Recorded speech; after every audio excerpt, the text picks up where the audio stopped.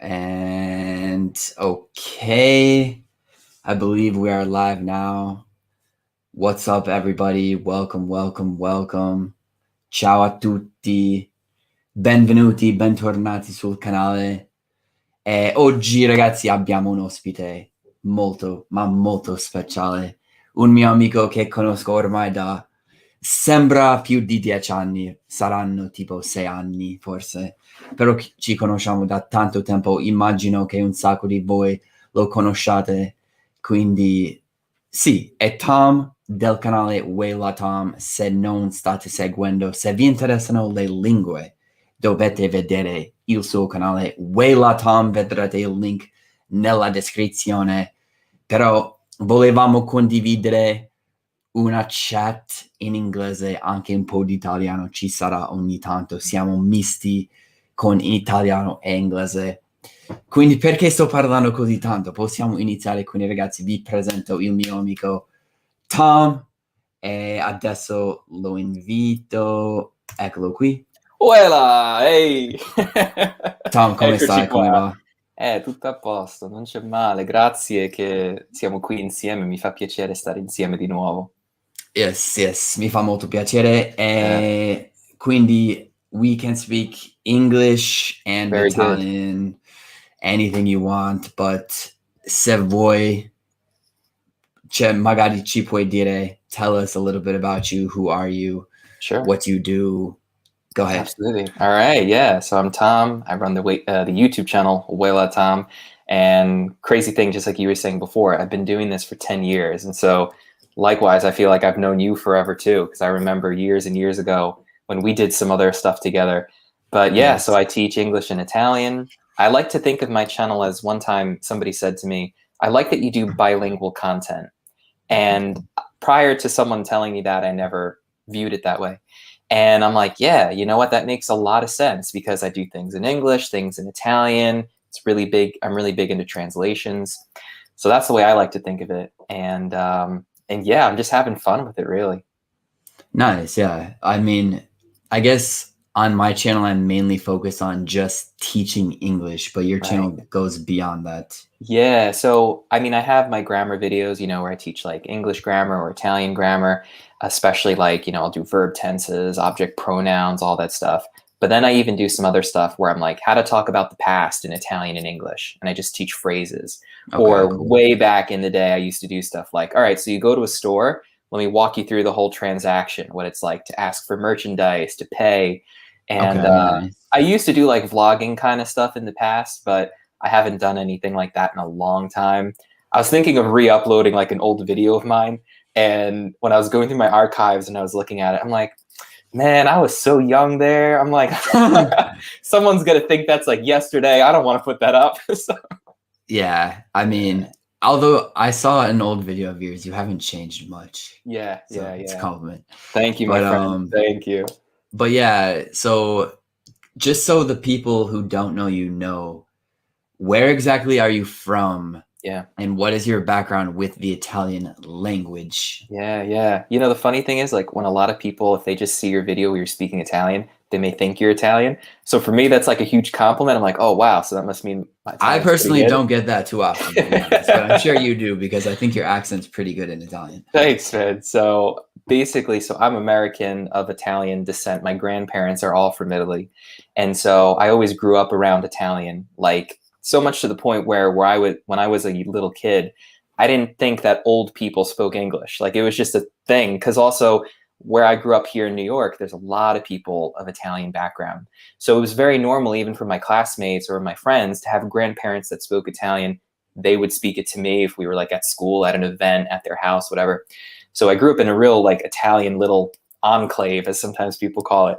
And then obviously as I got older, I understood that not all elderly people speak Italian. Old people speak English too. Yeah, they speak English too, And I still find it cool. I mean, I can't lie. I love it when people say like, oh, I went to this college because my grandpa went here. He was in a frat. And I'm like, wow, that's so fascinating. I'm like, because when I think of my grandparents, I'm like, I want to go to their hometown in Italy, or I want to like, it's a different connection, So yeah, so I was always around Italian, but I never could like have a conversation. I wouldn't be able just to switch and be like, allora ragazzi, adesso parliamo italiano. Like, never.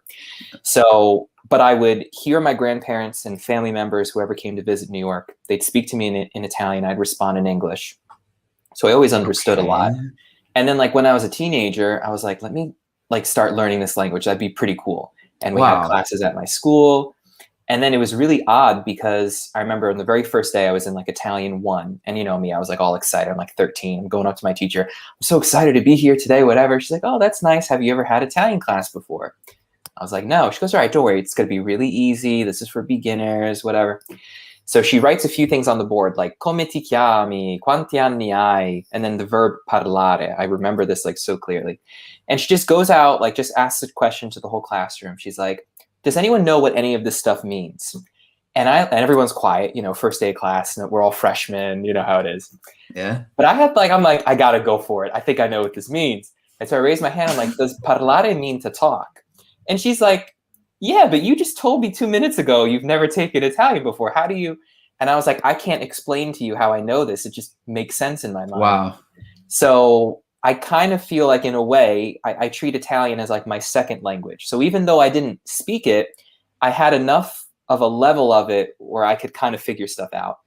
So then obviously, you know, studying grammar, you know what it's like. It gives you all the tools to build phrases and stuff. And then from there, I just started talking to people. And then once I got good enough, I started teaching. And it's just been a crazy ride. That's pretty crazy. I guess either I remembered wrong or I don't know if you've ever told me that story, but I was under the impression since you were around, well, were you around your grandparents much? Yeah, as a lot. you were. Yeah. Okay. Yeah. So I guess I was under the impression like just being around them during the most sensitive language years, your childhood, maybe you learned Italian like that. But you never spoke it, you said. Yeah, I never really spoke it. I mean, if I had to, like, let's say, like, when a cousin would come and visit us here in America, and, like, I'd take the picture for everybody, I knew how to be like, tre, due, uno. Like, I knew how to, like, use it if I needed to, but I could never, like, I remember one time I was really struggling when a cousin my own age was here visiting. And for whatever reason, because I couldn't drive, I was a little kid, I couldn't go to my family member's house to go say bye to him. I'd seen him the night before. And so I remember I'm on the phone and I'm like really struggling. And then finally I just spit something out. I said like, mia mamma non ci sta a casa. Said something like that. And he was like, okay. Ho capito, Tom, tranquillo, ci vediamo, ci sentiamo. And it's like, it's weird because you don't think you know how to say something. And then how on earth could someone not have studied a language and then been able to say, mia mamma non ci sta a casa?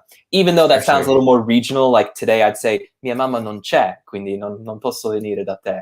But you know what I mean? So. Yeah, that's crazy. It seems like you had some sort of like back of your mind, unconscious knowledge that was super passive, but when it was necessary, you could activate that or something like that. Exactly. But I'll tell you what, man, I've always been really impressed by your Italian, and I tell all my students to watch your channel too, because it's useful to hear different kinds of people speaking, you know? And so one of the things that I know you're always really good at is the concordanza, like the agreeing of gender and number agreement and using the object pronouns. Now I'm telling you, it's good. And so that, though, I think is the benefit of sometimes not having, for lack of a better term, baggage from when you're younger of the language, like little habits, like the non ci sta a casa. That's not wrong, but it's kind of like it's a little more regional, maybe. Like, so sometimes you have those old habits that are really hard to get rid of. So like in my family, we only ever used lo and la for articles, you know, very Neapolitan. And so, you know, we said like opane, abasta, like little things like that's that. Crazy. Yeah. So are your grandparents Napoletani, basically? Yeah, they're from outside Napoli. Yeah. Wow. Okay. That's interesting. It's not puramente Napoletano. Like it's not proprio la stessa cosa, but it's similar. So. Okay. I got you. So, so I see. I can show some comments here. Like, oh, cool. Oh, sweet. I wasn't even looking at the comments. Wow. Yeah, like. Oh, sweet.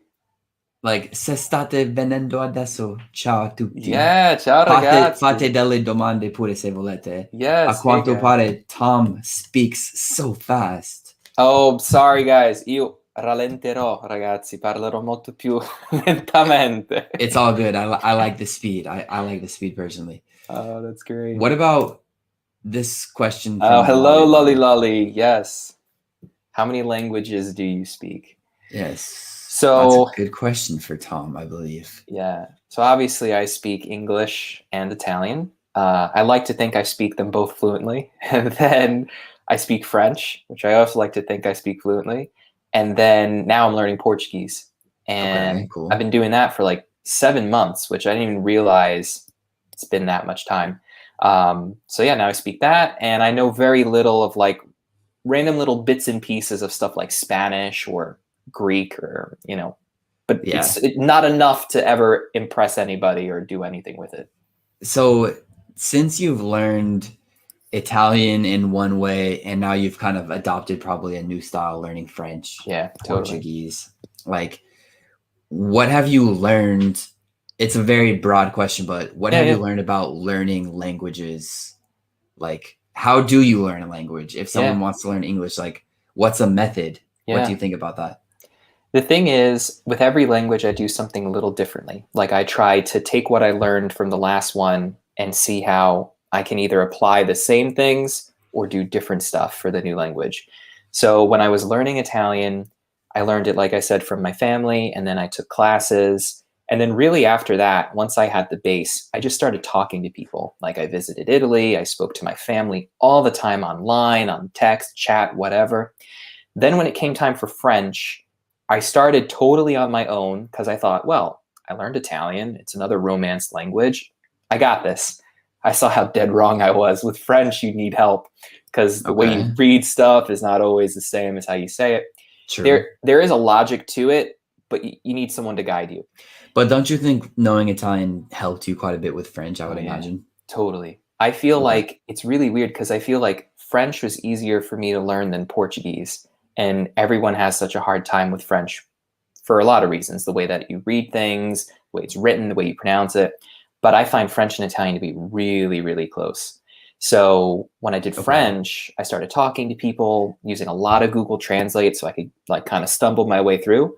And then I took classes at the Alliance Française, which is like this big language school. I had no idea what it was. I just Googled local French school and I find this place. Then I show up at the building. It's like a 6th floor building with elevators and all this crazy stuff. And then now with Portuguese, I've just been kind of doing the same thing. I just talk to people, use a lot of translating my everyday thoughts. I just like to say, okay, if I want to say this very same thing I would say in Italian or in English or in French, how would I say it in Portuguese? Okay, And cool. that's my biggest thing. And then, I spend some time with grammar, but my huge thing is just making translations and talking to people. That's my favorite Nice. way. Yeah, I love translation myself, I have to Yeah. say. Yeah. Like part of, I guess, my style as a teacher, I love to take difficult or I mean any range of sentences and Yeah. just I think it's the best explanation of a grammar when you see like just to give you a more complicated example like se non fosse stato per lui saremmo andati a quella festa. That's it. And like even learning some grammar like that helps me strangely with my own Oh, yeah. English. Totally. And yeah, like and now I don't know if the same thing has happened to you. I'm sure it has, but you're like hyper aware Of of everything. everything you're saying all the time. And Everything. Yeah. now I've lost some of my natural speaking in Yeah. English. Yeah. And like it's also annoying because I'll hear my friends speaking and I don't want to be that guy, I know. but I I can't know. help but be like cringing when they say stuff that I'm Yeah. like a classic example is like in the past participle, for example, like you say go, went, gone, right? Yeah. And it's so many people will be like, yeah, I've went there Yeah. instead of like Yeah. I've gone or something like that. And every time I'm just like I know. but I and know. I hate myself that it bothers me. Like I wish I was just like I wish I could flip a switch. Like now I care, but when I'm just talking with everyone, I don't care. I But know. I feel like it gets easier with time. Like I used to be so hyper aware. I couldn't watch like any reality show without being like, how are these people your speaking English? English, yeah, I Yeah. know. And I feel like I've gotten a little better, but sometimes I when I'm frustrated, if I'm mad at like one of my family members, like only mildly frustrated, I'll be like, look, you're the one not understanding me because I know how to speak English better than you. I know. That's the thing too. Like now I have new gained knowledge about English too, but I don't want to be like the jerk being like, Exactly. especially as I made that example with like the hypothetical, like Yeah. third conditional, like Yeah. if it had not been for me, we wouldn't. When do we ever say that? Think about That's it. what I'm saying, you But know? now you're inclined to say it. Yes. And now if Yeah. I don't say it perfectly, if I'm like, if we didn't go, we could have, and I'm just like, I know. I I wish I know. didn't have this mental Yeah. problem, I but feel you. But you know what? I'll tell you what, the translations is, in my opinion, it's the best way to learn because you're thinking in phrases instead of individual words. And then you always remember for that sure. situation. Like, se non fosse stato per la pioggia, sarei andato al parco. Like True. random stuff like that. And then what I do is I take that one phrase and I say, okay, so obviously I know how to say that. But what about if I wanted to say, if it hadn't been for this current situation, I'd be in Italy right now. Then I'm like, Gotcha. okay, let me now manipulate that formula and just put in that new info. And that's how Nice. I do it. But also on your point about English, I've been having a lot of conversations with people recently where they're like, have you ever considered making content English for English speakers? And I'm like, I think that'd be a great idea, but quite honestly, nobody would watch. So That's I'm probably like, true. That's probably true. Especially because, as you said, if you speak like that and if you have perfect English, maybe it's like antipatico. yeah, And people are just like, why is he speaking like that? And it yeah, also doesn't come off as natural yeah. sometimes. So, Absolutely. You kind of have but to yeah, like pick and choose. It's all about your audience. That's what I say. It's all about who you're with, depending on your relationship. The Italians, they're really good at saying that. They're the ones that have introduced me to that idea. They're like, tutto dipende dal tuo rapporto. And I'm like, that's what's up. Wise what do you Italians. mean by that exactly? So it depends on basically how well you know somebody and also like who you're talking to. Are you talking to like your classmate that's sitting next to you? Are you talking to a lawyer and you're in court? Are you, talking to someone on the phone trying to make an appointment? There's all these like different kind of ways that certain language is appropriate depending on your environment. For sure. So Okay. obviously, like with my mom, I'm not going to be like, "What's up, mom?" Like, I'm not going to be like that unless I'm joking Fair around. enough. Fair enough. Yeah. But if I see you, I'll be like, "What's going on, man?" You know what I For mean? sure. Yeah. Whereas Yeah. if I meet one of my Italian friends, I won't slur my speech as much. I'll be like, "Hey, what's up? How are you?" You Yeah. know? Yeah. No, I understand. That makes total sense. It's the same for me. Like even with different students, like speaking at different speeds, choosing specific vocabulary. It's crazy. I have one of my students, he's 16, and then I have another woman who's like 40. Yeah, And like sometimes I have them in back-to-back hours. yeah, So with a 16-year-old boy, I'll be like, like super like, and he loves slang. I love it. So I'll be like, what's good? And Yeah, like talking to him like that. And then I'll talk to like the 40-year-old woman and I'll just be like, how's your day going? right. It's like, Yeah. I'm the same exact way. but Same exact yeah. way. Let me ask you if you have any opinions on this question from Mr. Gabriel. Are there any differences between I'm from Colorado, Mr. Tom is from New York? Are there This is actually something I want to ask you about. Not only Colorado and New York, but negli Stati Uniti. If there are different accents, what would you say to that? There are. I don't know if I have the stereotypical, like New York kind of what people think of. I was hoping for an impression or something. I mean, if I'm mad, which doesn't happen that often, only my family can get me mad. I'm never mad with anyone else. But if they piss me off for whatever reason, I might be like saying I'm so pissed off. So Wow. then it comes out on certain words. So I will admit I only modified one thing about the way I speak, but it's not like I keep it a secret. I tell everybody. Just because if I'm teaching someone to speak English, I can't teach them to say all, like all of you. I can't, Wow. it's a beautiful sound, it's heartwarming. That's the only thing that I changed to all. That's it. It's just a little bit wider. But Um, your natural is the one you're teaching, or is your natural the more New York sounding one? well, or it's it depends maybe. so the way I'm speaking now is how I always speak.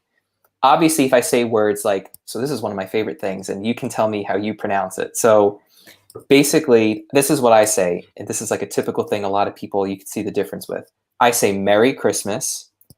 I say the person's name is Mary, and I say that someone got married. So those three words have three distinct sounds. Mary, the name, Merry for Merry Christmas, and married. People got married. Okay, So yeah. would you say them all the same way? Yes, and I was actually surprised to hear your distinction because I Yeah. would say like Merry Christmas, her name's Mary, Yeah. and the third one, oh yeah, like get married. Exactly. I Yeah. personally feel like my accent, which I believe to be pretty standard, Yeah. coming from Colorado, there's no such thing as like the famous Colorado Right. accent. I know. So I consider my accent to be pretty neutral or standard. And like, I just think my way of speaking, specifically in English with vowels, is just like lazy, is one way to describe it. And like, I don't like, for example, the way the New York would say like all or something, Yeah. like I can't Yeah. even imitate that. But Yeah. I don't know why. It's just like in my Colorado accent, everything is just like the least resistance, just like all, or Yeah. like classic examples with schwas. Yeah. And even just like the intonation and tone, like everything you're saying is just on this flat line, and like I don't really have to go up and down, and yet it Yeah. doesn't sound that weird. It just sounds like just I think speaking like flat this. is like the perfect word to use, and that's I think what makes certain American accents standard is if they're just more flat. Whereas what happens with me, and I think so obviously my family coming from the South, when I speak Italian, you can hear those influences, but I think it actually comes from me being from New York, where we have a hard way of speaking. So when I say like come state ragazzi, that's because when I speak English, it has that hard kind of little punch to it. I see.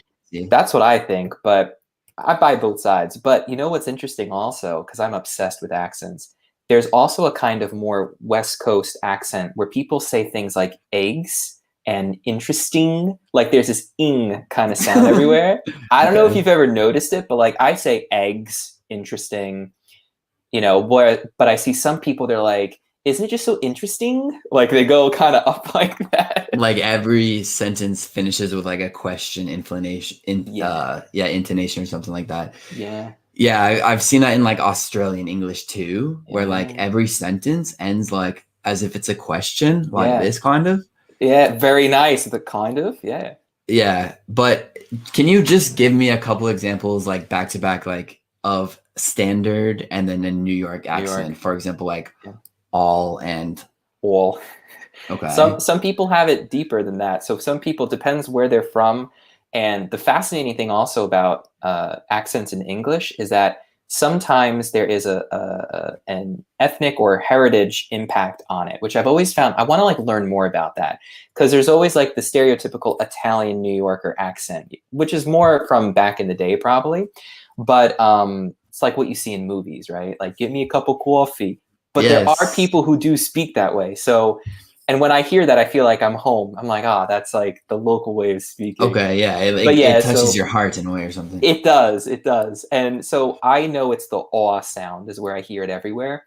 So, but it's this interesting phenomenon where we have aw and then there's an ah. So for example, some people will say half, like that. Okay. Which is a feature we have, but normally people don't associate that with New York. I say half, or I say things like Canada. I don't say Canada, which I know a lot of Americans say Canada. I would say Colorado, but I think you guys say Colorado, kind of like even that. in Colorado itself. That's like an alternate pronunciation. So I'm not even sure on that one. Some of my friends will be like, "Yeah, I'm from Colorado," and I'm just like, let's just say Colorado here. Americanize the sound to the max, Colorado, stuff like that. So I've had to train myself to say Oregon because I say things like orange instead of orange, but that's just anyone can choose. I say Florida, not Florida. And I always used to say, Nevada is how I grew up saying it, but I've now trained myself to say Nevada, Oregon.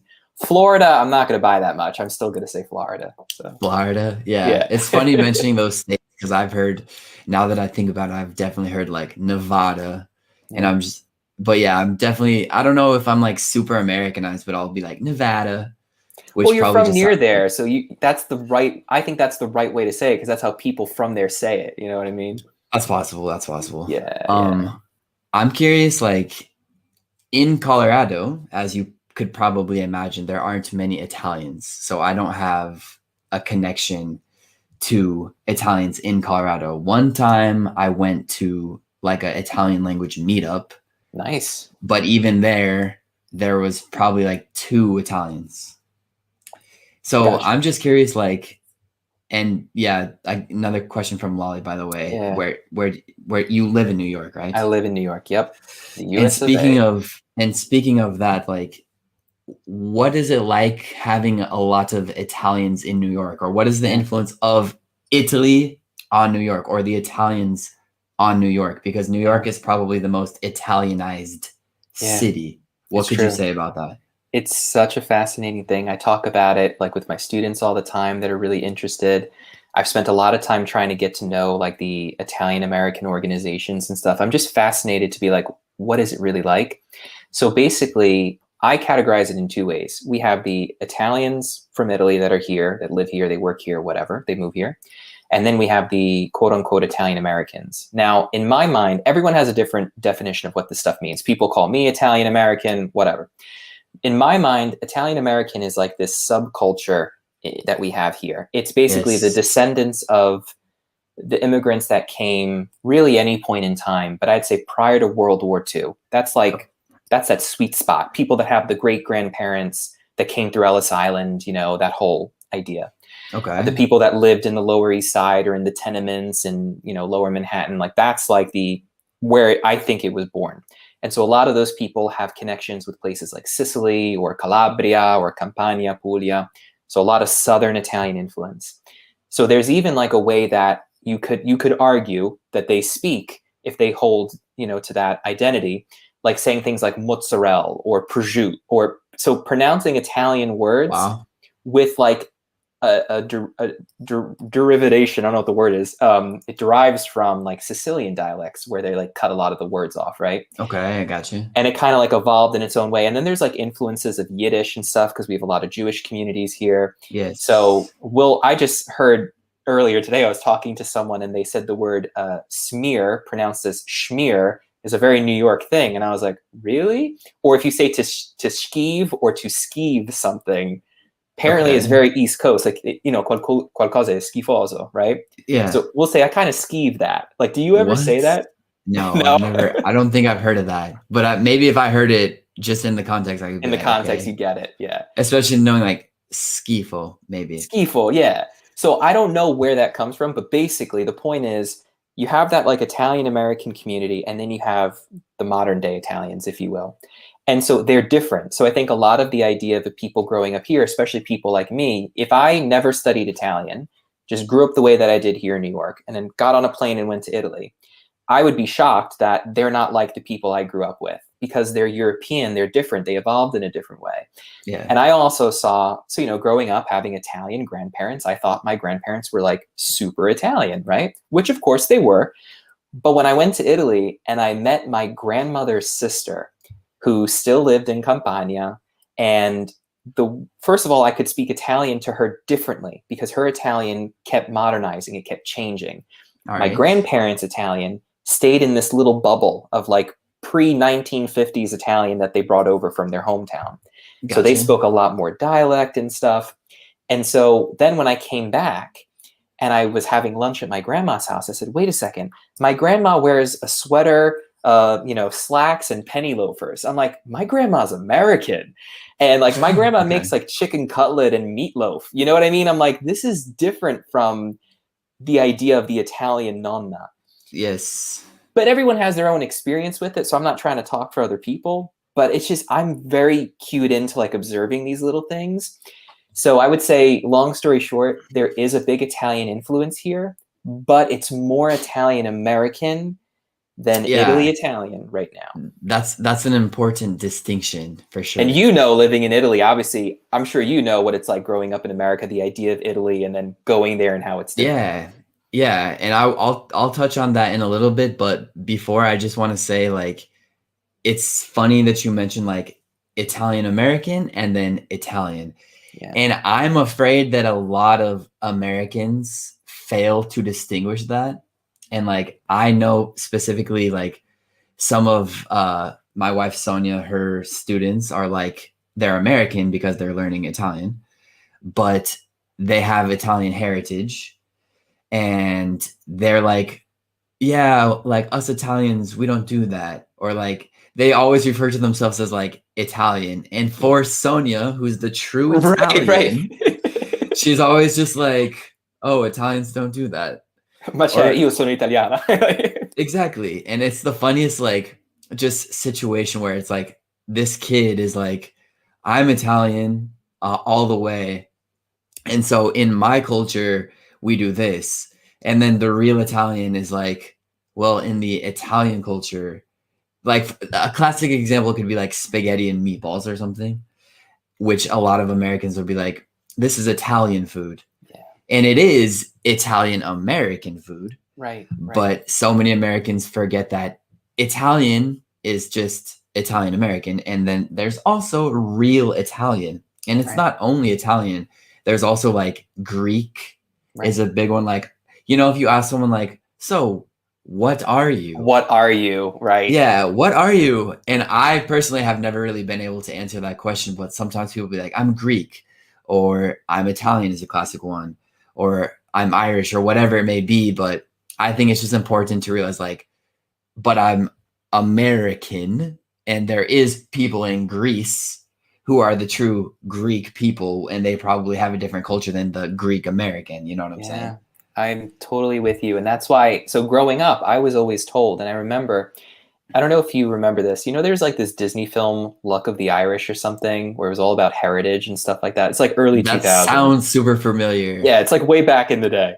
It's like about basketball or something, maybe? It's about basketball, yeah. Okay, yes, I think I know what you're talking about. So I remember at that time, you know how like movies influence like what kids do or whatever. So I remember at that time, it was in my Spanish class in elementary school. My Spanish teacher was like, well, given that there's this film talking about heritage, let's do a heritage day.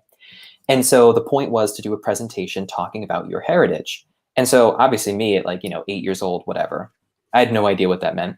So I go back home to my parents and I say like, Mom, we have to do this project on where our family's from. I'm like, I thought we're from New York, from America.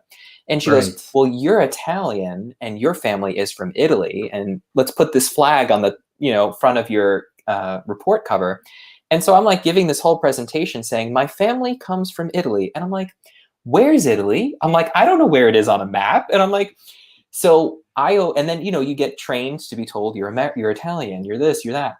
And then one of the best things about learning a language, I feel, is that it gives you what I call discernment, which is like, it's the ability to judge things for yourself. So I can be like, okay, well, I can understand that. That's not a wrong thing to say. That's just how we talk here. We're very attached to our heritage. And, but the moment I went to Italy, I never felt more American in my life because I can't say to an Italian, "Sì, sono italiano," and they'll be like, yes, "No, dude, you're not. Tu sei americano." Exactly. And I'm like, wow, I'm so American. And then when I'd see the tourists, like in a gelato shop, these people from Connecticut, I'm like, my compatriots. Yeah, that's so true. And I think for a lot of Italians, maybe they're not even like the true Italians. Maybe they're not aware of this "what are you" concept that we have in the US. Yeah. Because when you're in Italy, the vast majority of people for generations and it's been Italy. Whereas in America, as you know, it's like, well, go 4 generations ago and my family wasn't in America. Right. 4 generations ago, what do we have? 16 great grandparents. It's like 2 could have been from here, 2 could have been from here, 6. Right. So it's like Americans are this big mix, whereas Italians are generally completely not only just Italian, but like Roman, which is like evidence of why there's these linguistic variation in Italy, whereas in America, it's all kind of general and we don't have these cool dialects and stuff like that. So it's a fascinating topic, man. I could go on for hours about it. I think about it all the time, and it's just really cool because, but the great thing about like what we're doing and like what I see so many other people doing on YouTube too, is people are talking about these things. And what I've noticed is there's definitely a shift, and you probably see it too in the people that you've been teaching, when I first started out on YouTube like 10 years ago, I was, and I know you probably felt the same way, we were like among the very few people kind of doing this stuff. And so to see like an American speaking Italian was like Yeah. kind of cool. It's like, ooh, what is this? Yeah. And nowadays there's so many channels. And I feel like what's happened is more people that are coming to YouTube, they're kind of expecting these things. It's not so much of a surprise. And so then what I'm also seeing is my students, instead of them holding more onto the Italian American identity, if they have that heritage, and like that's their reason for learning the language, these people are saying, I want to go live in Italy. I want to be like the Italians of today. I don't have as much of a connection to this other thing. So I'm seeing this really interesting thing. I don't know. The whole thing is fascinating to me. I could go on and on. I mean, well, we should probably also mention like the Jersey Shore phenomenon. Yeah. Which definitely gave Italian Americans a bad name. Yeah. Because there is Italian American culture, and then there's Jersey Shore Italian American culture, which I'm not even too familiar with because I've never lived in like Jersey. Sure, yeah, nor have I. But I think there are people who do strongly identify with that, and that in some form represents them to some degree. I don't know how much, but so that's why when someone would call me Italian American, I sort of felt like, well, if that's what you're defining as Italian American, I've never felt that way. So that's why then I'm kind of like, so I just always say, not that it even matters that much. I'm like, well, I'm just American of Italian descent. That's what I say. Oh, wow. But even though, like, l'italianità me la sento tanto. So, like, Italianness is something I feel very strongly. So it's this interesting kind of, like, phenomenon. So that I can't describe. Yeah. And I feel like of all the countries where people say, like, I'm Irish or something, like, maybe Italian is the most prominent at maybe meaning, like, its people are the proudest and, like, they have this Italianità or something that they want to hold on to. Yeah. And it's funny too, because like in my family, which as I mentioned, we don't have this clear understanding, like we're German, we are English, blah, blah. And like now, cause I have an Italian wife and now my mom is like, so like my Italian family, she's all about like, am I Italian now? And stuff like that. So it's just super funny, but yeah, that's crazy. Yeah. Let me see. I just want to check back in with everyone. Like, ragazzi, grazie. Oddio, ci sono 150 persone qui. Wow, che bello, ragazzi. Grazie siamo mille. Molto contenti. Grazie. Grazie per tutti i commenti, le domande. Fantastico. Yeah, vediamo delle domande, quindi ragazzi fateci pure delle domande se volete. Sì, certo. I don't know if you've seen Joe English. I'm sure you I saw have the his video channels. you guys did together. I saw his channel. Mm-hmm. Yeah, well, he and I did something similar, and like we talked a lot about learning accents. Sure. And then there's this question: what accent would you suggest to learn to a non-English speaker? Would you like to say a couple words about that? Yeah, I think I always partire da questo punto. I love how we can say that in Italian, like io partendo da qui or whatever. So I always begin here. Whatever English is more appropriate for what you're trying to do. If you want to go move to the UK, you should be focusing on more British English. If you want to come to America or you're planning just a trip here, it's useful to focus on American English. At the end of the day, though, English is English everywhere you go. So when you're learning standard English, it's standard English. The good thing, though, to know is be aware of some of the little differences as time goes on, because that only enriches the experience and helps you understand everything you're listening to. So a very simple example, I remember one time when I was younger, like Facebook friends of mine, they posted a photo of an exam they had at school in university.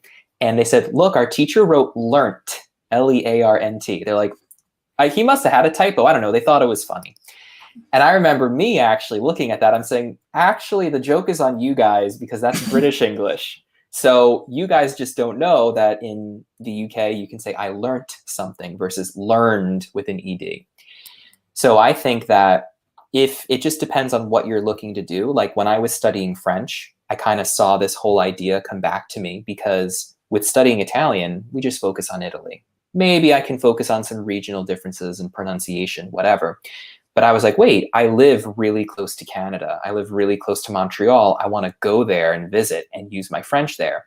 is their French different from metropolitan French in France, which there's slight differences in pronunciation.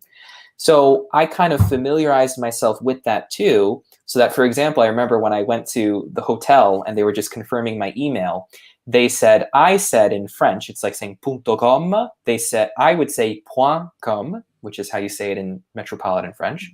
But the person I was talking to at the hotel, she goes .com, which is more a local Like she accent. corrected you, kind of? No, she was just repeating it back to me. Oh, okay. And I just thought that was kind of like the moment where it hit me, where I was like, this is so cool. I can't believe I'm here. Like someone's actually speaking to me that way. Yeah, for sure. Or when I went to like the restaurant and I was like, oh, I just want to go sit over by the bar.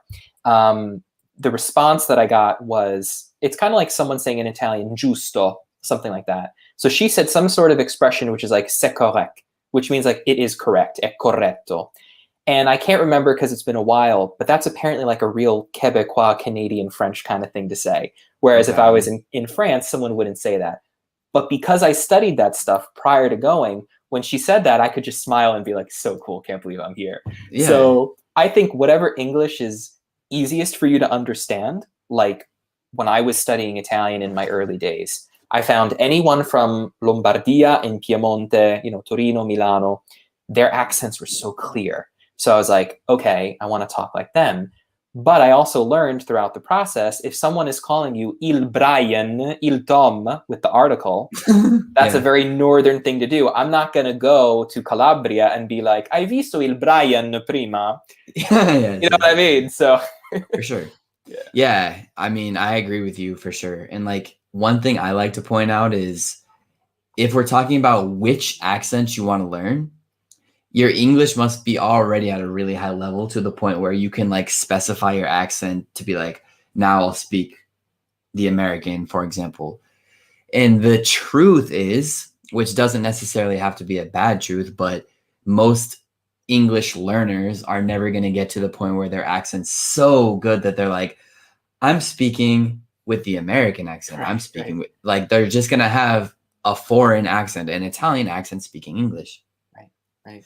And I realized that because I have all the resources at my disposal. Yeah. I live in Italy, basically. Yeah. So, I mean, I could try harder with my accent and everything, but I basically feel like my accent is just going to be like the American accent of Italian. Just like, yes, it's not a native accent, but there's like the Sardinian accent and there's the blah and there's the, if you're a French person speaking Italian, and we all have our different accents, and mine happens to be like the American accent speaking Italian. And what I think, though, is also a good point is as long as your pronunciation is good, that's the biggest thing. So you could speak Italian. Let's say if I spoke it with a really heavy American accent, like "Ciao a tutti, come state? Io tutto bene." It's just an accent, right? But if I'm not saying "spero tutti bene," tutti bene, tutti bono, or something like that, that's wrong pronunciation. Yeah, I see what you're saying for sure. Which is, that's a really nice distinction you just made. And like, I think I do try to still have the right pronunciation. Yeah, totally. Like if there's a double T, maybe I say like toe with two Americanized T's, but at least I try to put the double because I can consciously do that. You know what I'm saying? Absolutely, man. Absolutely. No, you do fine. Ci riesci, what do we say? Ci sei riuscito benissimo. I don't know. You do it fine. I try my best. Whenever someone tells me my pronunciation or accent's good, I'm like, I still feel I sound American. I'm like, I don't hear what you're hearing, but I'm like, I'll take the compliment. But yeah. It's funny. I've gotten like un misto di risposte. Like sometimes people are like, Mazza Brian, sei bravissimo. Il tuo accento mica si sente. And I'm like, vabbè. And then some people are like, wow, questo americano non si può sentire. Il suo accento è fortissimo. So I don't know who to trust, but I just say parli come parli. Yeah, that's all. Yeah, that's true. That's true. Yeah. Well, yeah, that was super interesting. Let me see. Is there anything that is on your mind that you want to bring up? There was something else I wanted to point out. I can't remember what it was. This is all right. I remember. So as you were talking about saying that you lived in Italy and you have all of the tools at your disposal, it got me thinking about this thing that I see happen to a lot of my students. I have students that go to Italy multiple times a year, obviously in normal circumstances. And it's really inspiring to me because I'm like, wow, I should do that because, I'm not hopping on a plane every other month going to Italy, right? But I still manage to use my Italian all the time. Like, I know I'm lucky I live in New York. So if I go into certain restaurants or whatever, where I know they're going to be Italians, I can use it. Or, if I'm around friends and family, whatever.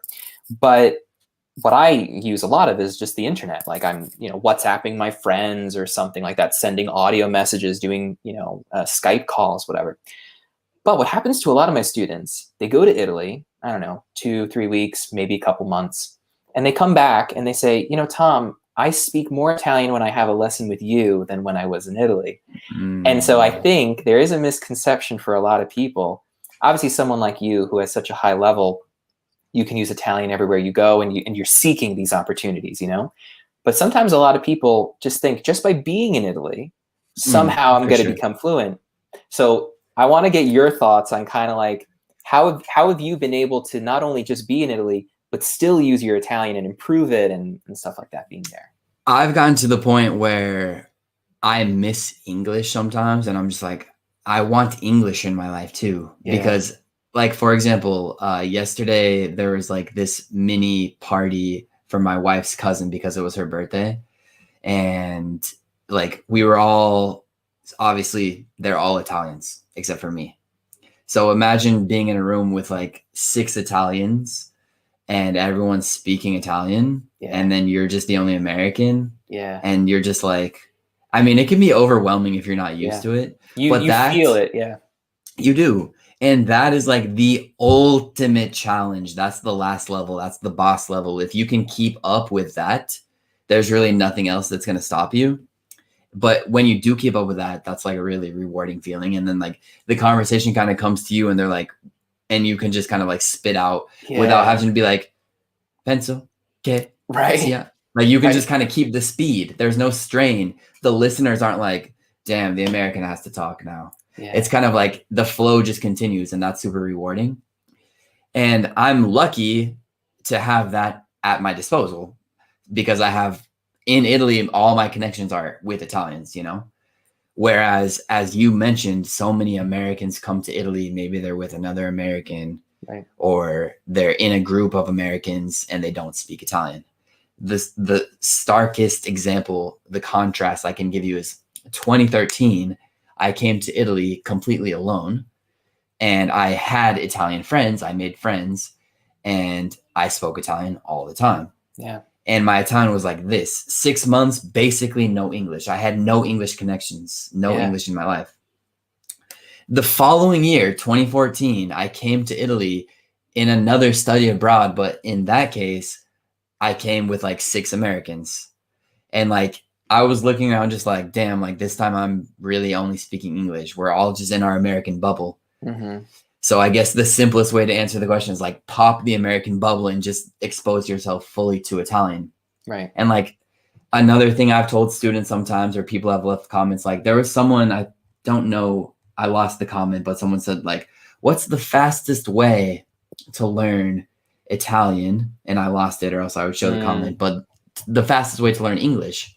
And I always say like, reduce the Italian and turn on the English as much as you can.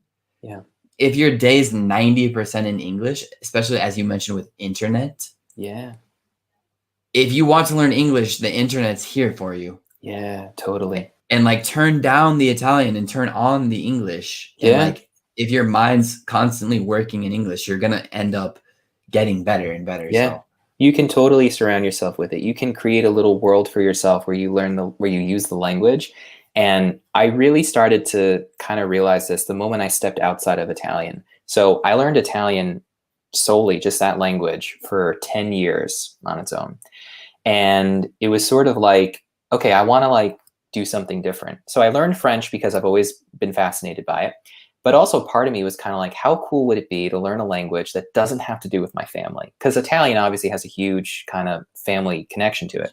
I see. Yeah. So I was like, let me like step outside of that. Like, how cool would it be to be like, I can speak another one too. So when I started learning French, it was like this crazy, like exciting adventure. And when I had stepped outside of the Italian world, I was like, wait a second. For the last 10 years, I've created this whole life for myself where I use Italian every single day, and I don't even live in Italy. And one of the biggest ways of me being able to do that was YouTube. So like you never think about it as you're going through it, but the moment you have like that space and you're in a different position, you're like, wait a second, I teach people how to speak Italian. I teach Italians how to speak English. Most of my friends are bilingual English and Italian at this point. Yeah. And then like when I do stuff for fun, like my hobby is making YouTube videos. So when I'm home from school on the weekend or whatever, I'm filming videos and then I'm editing them and then I'm responding to comments, So like, wait a second, I created this whole world that's Italian. I'm like, how on earth am I going to do this with French? Which I didn't end up doing. But the point is, you can do it. If you seek those opportunities, thanks to technology, you can make it happen, you know? It's funny to hear that story because I did the exact same with Italian. Yeah. And a lot of people think like my Italian really got good when I came to Rome, and I was in Rome for 6 months, and they're like, certo che sei bravo. Like, you lived in Rome, but it's like, little do they know, actually before coming to Rome, my Italian was pretty good. Yeah. Because I was constantly chatting with random people. Yeah. I was literally, I just had such like a drive and a passion to like, I had a curiosity to be like, I could really communicate with real Italians. That would be amazing. Yeah. And so I would like search like Italian music or whatever. But similar to you, my life had kind of become Italianized, even though I was in America. Yeah. Yeah. And like for Italians, it's 20 times easier. Yeah. Because the world is English. Yeah. Or it's been like the entertainment world, internet, it's all totally English. Like, come on. Yeah. If you really need to surround yourself with English, come on, you can do that, you know? You can. And I think the trick to kind of taking that next step where you can actually reproduce the language is what I always say, just translate your thoughts. How can you say what you want to say? Just think of it. Like today I was writing to a Brazilian friend of mine. And because I'm still in my early days of like having full-on conversations, even though I've been studying for a few months, I never had to say sorry for my late response. Like I was 2 days late responding to my message. So I was like, how can I say sorry for my late response? And so I thought of that whole phrase. And then sometimes you work with the translator online. You try it a different way. You reorder the words, or you go on something like Reverso Context. I don't know if you're familiar. Love that site. I live on Reverso. Dude, it's the best. I love it. And then and sometimes I'll go from a different language. I'll go from Italian, you know? And so, grande Sabrina, grande. But yeah, so for me, I think that's like the real trick. Just try using it, because guaranteed the moment you think of that translation, the next time you have to use it, it's going to come to you. Like it will. Like now I'll know how to say it. They use the same kind of idea in Portuguese. It's a risposta. The way they say it is like a risposta tardiva. That doesn't exist in Italian. Okay. But it's I think it's like a risposta tardivi or something like that in Portuguese. And I know in French we say like I think it's une réponse tardive. And it's the same kind of idea. So I'm kind of like, all right, I can kind of figure this out, you know? Yeah. So that's amazing. Like, especially you going across different like Romance languages. Yeah. I'm sure you find so many connections. Like French and Italian are similar in this way. Yeah. Portuguese and French have this in common. Yeah. But that brings me to my next question. Would you be open to learning something completely foreign, even beyond those? And the reason I ask is because I have unfortunately kind of shunned other languages, and I've only focused on Italian, and I dipped my feet into like Swedish. Oh, cool. But the most serious I've been about learning another language has been the past like 2 months, every single day. Cool. Studying Japanese. Nice, dude. Which is just a whole nother world of learning a language. And like, even of course the writing system where they're not using A, B, C, and like they have these like character ideograms where it's like, this means person, and then this means life. So this together means like person's life. And and it's just crazy to make connections like that. But are you being already fluent in multiple languages, proficient in even more languages, Sure. are you open to adding something even more beyond Yeah, I'd your love to. I don't know how I could like fit it in because I'm finding that I don't have time anymore. Like when Italian was my one and only, I had all the time in the world for it. So people would say to me, Tom, like, how do you find how do you find the time to run your blog or your channel or whatever?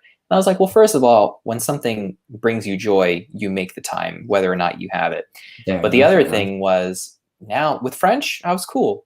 The moment I took on Portuguese a few months ago, I'm like, damn, I don't have any time for this. Like, how am I going to keep up all these relationships talking to people? How am I going to like, and then at the same time, if I have a French friend writing to me and an Italian and then a Brazilian friend, I'm going to mess up as I'm talking to all three of them. So the one language, the two languages in particular, I've always been fascinated in Arabic and Chinese or Mandarin. I'd probably go with Mandarin. I think that's like the standard what they use on news shows and stuff. But then, of course, Japanese, loving Pokemon and stuff like that, growing up with that. I'd love to be able to watch it in its original language. You know, like I grew up on all Yeah. those cartoons Saturday morning. I was like enthralled with them. And so I'll come to you when I want to do Japanese. Yeah. Like I think it's crazy. I don't know if it's the same for you, but when you learn another language, your mind expands in the Totally. sense that you're open to new ways of expression. You kind of see the world through a different pair of eyes. Absolutely. And Absolutely. like I think like that's kind of my pushing force right now with Japanese is like I want to get to the point where my Japanese is good enough so that I'm seeing like Japanese ways of thinking, Yeah. which I think would literally be like the most foreign thing. Even like when you think of Italian and English, you're like, wow, they're so different. But when you compare it to Yeah. Japanese, it's like Italian and English, they're It's like still the cousins. West. Yeah. Yeah, Yeah. exactly. But when you throw in like this Japonic language, it's Japanese from the Yeah. Far East. It's just like Dude, I love it. that And would you be lived there crazy. too. So then now certain things that you noticed that maybe didn't make much sense while you were Mm-hmm. there, now you learn the Yes, language, you're like, oh, I get why that guy was saying that to me that time in that restaurant or whatever, you know? to an extent, yes. Like I will say with so much shame that I had never formally studied Japanese. I was like teaching English and like I Sure. definitely did pick some stuff up just talking to like kids and stuff. And I mean, I picked up some Japanese, but I never sat down with a book and was like, this is this, study this kanji, the characters. Sure. So, but yeah, I've definitely made realizations. Like, just to give you one example, in Japanese, they do use like Arabic numerals, like one, Wow. two, Yeah, three. yeah. But in certain contexts, they have their own number characters as well too. Wow. So imagine going to a restaurant, the entire menu's in Japanese, and even prices are written in these symbols, and you're just like, I don't even Yeah. know what I'm looking at. I don't know how much it costs. And Wow. like sometimes being in situations like that, you're just like, where in the world am I? Yeah. And That's I think if crazy. I could get like, I'm comfortable with this, my mind would just be taken to a new world, you know? I love it. I always say, like, one of the things that I kind of came up with is you can discover the world through languages Totally, dude. because it's just, I can't even describe it. Like, I could talk for hours just about that too. It's like crazy how you take on the mentality of the people who speak the language that you're learning. So it's like, Yeah. so learning Italian, like, that's where I started understanding the difference between the Italian American and Italian Italian. It's a difference in mentality. And then when I started learning French, you know, my first thought was, I think it's the American in me, like France is right next to Italy. They're going to be all the same, you know? Not that I really thought that, but it's kind of like the little thing in the back of your mind. And you're like, oh Sure. no, these people geographically, they're close to each other. Yeah, there's an overarching kind of European, sort of Latin kind of vibe going on there. But they're very distinct people, just as, you know, a Roman can be very distinct from someone from Bari or someone from Lombardia or whatever. So you then kind of take on their mentality too. You're like, oh, cool. I can kind of like think like someone from France, or now with Brazil, I'm falling in love with Mm-hmm. Brazilians. They're actually Okay. very similar to Italians in a lot of ways. But yet again, I kind of had the same impression. I'm like, well, they're in South America, and I know a lot of people who either are from there or a family from South America. They're totally different from their Spanish speaking neighbors. And it's like this fascinating thing how, like, I'm learning about what Sao Paulo is like and how McDonald's in Brazil, they like had this, I don't know if it was a joke or what, but they actually changed the name of McDonald's in some locations. And it's Okay. like this like running joke that was taken seriously. And I'm like, who knew that? Like, I never even knew these things. So, Yeah. dude, It's awesome. like your world has opened 360 Oh yeah, degrees. And it's like crazy. it's kind of scary in a sense that, like, especially in America, which is generally like monolingual, Americans who also have a stereotype of being generally more ignorant. Yeah. And I think that being monolingual and being ignorant can kind of tie together, because look at your example you just said, like, Yeah. you learn the Brazilian Portuguese, and what does that open you to? A world of Brazil. You're learning about their cities. You're learning about their even microculture. Whereas without Brazilian Portuguese, Brazil in all of our minds is just that big country It's in just that South place. America. Yeah. Which is And sad in that's a way, you know, but it is. there's like a part of me that sometimes is like sad about it. And then there's another part that's like, well, you know what? That's the beauty of being an adult, which I love being an adult for this reason. I can decide what I want to learn. I don't For have to sure. rely For sure. on my teachers or something. And I think we often feel like, well, if I didn't learn it in school, it's not important. Yeah. And the thing with languages is, and I'm sure you know this too, and everyone else watching, it's a lifelong journey. There's so much to learn as time goes Yeah. on. And it's like you can continue. Like I've been now speaking Italian, like what I consider since I've been studying it. I don't know, what was it, like 2006 when I started high school, whatever. So that's when I started learning it. So it's been like, my math is terrible, but 15 years? Yeah. So like 15 Nice. years. Yeah. And It's I'm like your like, friend or something. It's like your friend in your pocket. Like, I always have my Italian with me. it's always there. And you can keep getting better at it. Like I've never felt that I'm like great at Italian. I always like tell people, oh, my Italian's like all right, you know. Even though I know how much work I put into it, yeah, and I'm proud of it, and like, you know, then I can speak and just change and be like, sì, allora parlo così, praticamente. Yeah. But I never want to be that kind of person that's like, I studied Italian for 15 years, and I'm like, you tell me what you think. You know what I mean? I'm like, I'll speak it to you, and you tell me. Yeah, for sure. Like, Yeah. I agree with what you were saying about a lifelong journey too. Like, Italian is kind of like this gold I have in my life. And it's like I have this treasure that I get to carry with me all the time. It's just like extra content in my brain at all times. And I also have access to different ways of thinking now. And all of that ties into why I was saying, like, if I could add the golden nugget of Japanese in my mind too, and like have that spectrum where it's like English here, Italian, which I'm sure you already have, and it's just like, I don't know, It's a it's beautiful thing, enlightening. man. Yeah, it is. It's totally. It just, I don't know. It just kind of, your world is huge. You can view things like you said through multiple lenses, and it just sort of, I don't know, it just changes everything because perspective's everything. And I don't know. And then I love it. Like when I go to Italy, I can just turn on the Italian. Like nothing Totally. brings me more joy than like walking into like a gelateria and they greet you with a buongiorno or a buonasera, and I can say it, and they don't know that that's special for me. Like I feel privileged Yes, to do that, yes. but for them, they're just saying hi. But I'm like, For sure. you don't get it. Like this is the sign that I am here. Like so. Yeah, yes, I know exactly what you mean. Like, even just now, I came back from Malta, and just like when you land at the airport and then like Italians all the way around you and you're inside, you're just like, I understood that. Yeah. I understood that. Yeah. It's just like, it's special because is. it's not my language, and yet I understand everything they're saying. So it's like a gift every day that you give yourself, you know? I love it, man. So I love it for sure.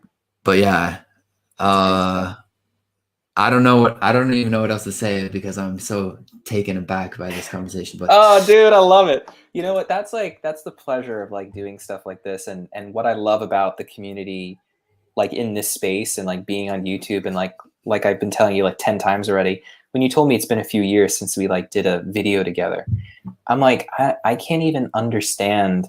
Nor did I think when I first started this and I uploaded my first video 10 years ago. I was just, I'm just doing this for fun. I'm like, what is this website, YouTube? Like, why am I putting my face on the internet? Like, yes. And now here I am, and I'm like, I feel the same. Like when I made my first video, I always tell people my motivation was like to debunk the stereotype that Americans are like ignorant and monolingual all the time. Don't you love it, and man?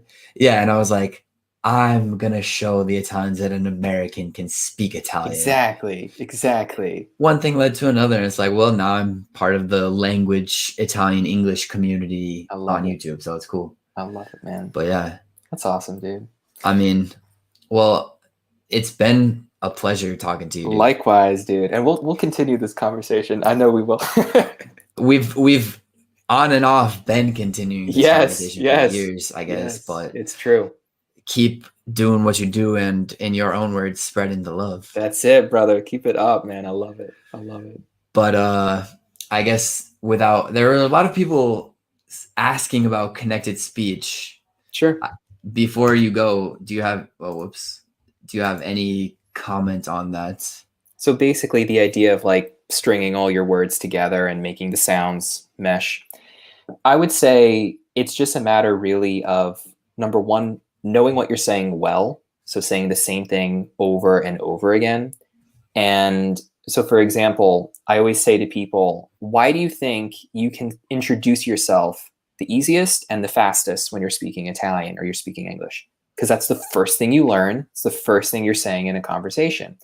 So I said, basically, what you do if you're working with someone like you or me who's teaching the language, you're speaking to your language partners, your pen pals, whatever, whoever, have more than just that kind of conversation. Push yourself in that time as like your training camp where you are practicing talking about different kinds of topics. And what you're going to see is it's easier to string your words together because you're saying a lot of the same things over and over again.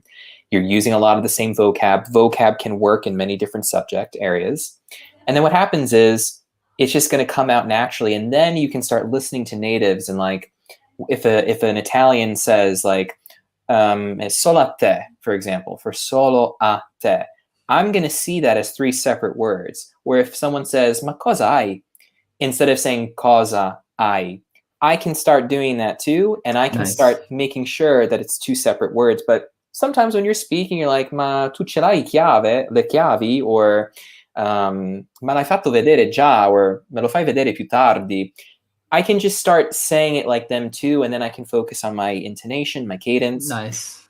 It's like a whole little thing that you can have fun with. You know what I mean? Yeah. Maybe it's best to pick it up from like advanced speakers or native speakers too. Like sometimes in Rome, I hear Italians say like me lo ricordo. They'll say like me lo ricordo, like meo, basically something super quick. And I'm just like, sometimes I hear that and I'm like, in my mind, I'm like, yeah, maybe I will totally. use that. Totally. Maybe I will use that. I'm in the same boat, man. But yeah, super interesting stuff. Thank you. Thank you guys. Yes. Grazie. A pleasure, guys. Good comments. I love this conversation. Thank you. Yeah, but guys, someone said earlier, like, it's dinner time.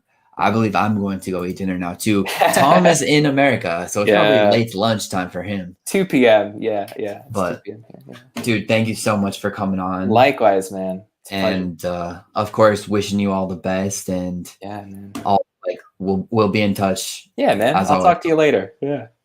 Cool. Good stuff, all right, Tom. Man. Well, all right. ladies and gentlemen, guys. Grazie. And seguite Weila Tom. Grazie. Link sotto. And Fantastico. That's it. Ci vediamo, ragazzi. Grande. Peace. Ciao, ragazzi. Ciao.